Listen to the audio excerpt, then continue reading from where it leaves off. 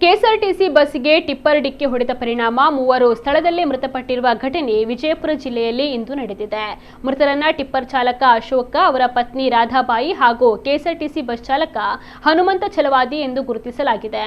ಚಡಚಣದತ್ತ ತೆರಳುತ್ತಾ ಇದ್ದ ಟಿಪ್ಪರ್ನ ಮುಂಭಾಗದ ಟೈರ್ ಏಕಾಏಕಿ ಬ್ಲಾಸ್ಟ್ ಆದ ಪರಿಣಾಮ ಚಾಲಕನ ನಿಯಂತ್ರಣ ತಪ್ಪಿ ವಿಜಯಪುರದತ್ತ ಬರ್ತಾ ಇದ್ದ ಕೆಎಸ್ಆರ್ಟಿಸಿ ಬಸ್ಗೆ ಡಿಕ್ಕಿ ಹೊಡೆದಿದೆ.